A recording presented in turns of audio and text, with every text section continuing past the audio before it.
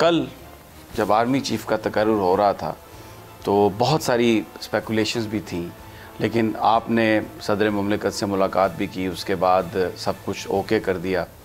आपको लगता है कि जो जेस्चर आपने दिया है ये ट्रांसलेट होगा और आप जो अमली जद्दोजहद कर रहे हैं इलेक्शंस के लिए वो आपको अब नज़दीक नज़र आ रहे हैं?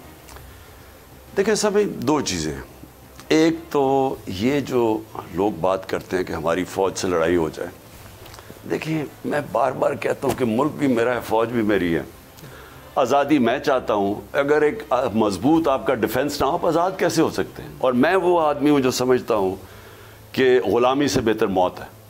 मैं ये हमेशा समझता था, क्योंकि हम बड़े हुए थे जब मैं पहली जनरेशन था, हमारे जितने भी बड़े थे वो उन्होंने ग़ुलामी देखी हुई थी।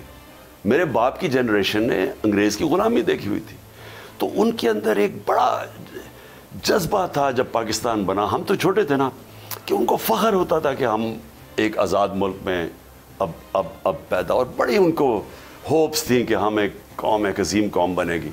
और फिर मैंने उनकी मायूसी भी देखी कि आहिस्ता आहिस्ता वो मायूस होते रहे। मुझे याद है अब्दुल हफीज़ कारदर जो हमारे बड़े ज़बरदस्त कैप्टन थे, इस पहले क्रिकेट कैप्टन थे, तो और वो ऑक्सफोर्ड भी गए हुए थे, तो उन्होंने ना एक बड़ी किताब लिखी कि जर्नी टू डिसइल्यूजनमेंट, कि हमारा कैसे आहिस्ता आहिस्ता जो हमने उम्मीदें लगाई हुई थी तो वो गिरती गई और वो क्रैश होती गई। और वो क्यों होती गई? क्योंकि बदकिस्मती से हमने जो मुल्क जिस तरफ जा रहा था और जाना चाहिए था, हम और तरफ चले गए। और इंशाअल्लाह जो मेरी उम्मीद अब ये है कि हम अब सारे इदारों के साथ, देखिए इदारे मजबूत हुए तो मुल्क मजबूत हो। हम चाहते हैं इदारे मजबूत हो। अगर हमारे मसले थे इदारों के अंदर 2-3 काली भेड़ें बैठी हुई हैं जिन्होंने एक आइन और कानून की खिलाफ वर्जी की, इस मुल्क की उन्होंने लोगों के फंडामेंटल राइट्स की खिलाफ वर्जी की, अरशद शरीफ की, शहबाज गिल की, आज़म स्वाति की, सहाफ़ियों की। अब क्या इनसे, क्योंकि हमें इनसे इख्तलाफ है तो इसका मतलब इदारे के अगेंस्ट है? ये क्या मतलब हुआ कि इदारे के अंदर अच्छे बुरे लोग होते हैं, अच्छे इदारे उनको सफाई करते हैं। मेरी पार्टी के अंदर मैं सारे फरिश्ते हैं, लेकिन मैकेनिज्म ऐसा होना चाहिए कि मेरी पार्टी में जो गलत करे मैं उसको निकालूं तो पार्टी मजबूत होती है।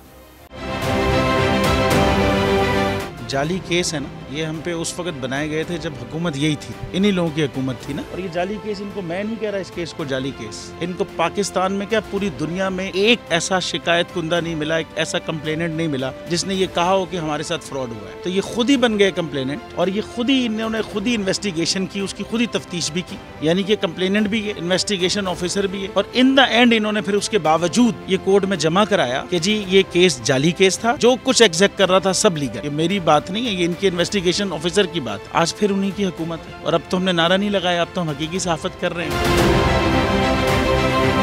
आप ये समझें, ये जो हक है ना, हक पे खड़े रहना और हक को बोलना, ये दूर से लगता है तन्हा हो गए लोग। आप खान साहब को देखें, तन्हा दिखाई देने, सारी जमातें मिलकर उनके खिलाफ हैं, लेकिन आज भी पाकिस्तान की आवाम उस हक की आवाज के पीछे जो है 80% से ज्यादा आवाम उनके साथ है।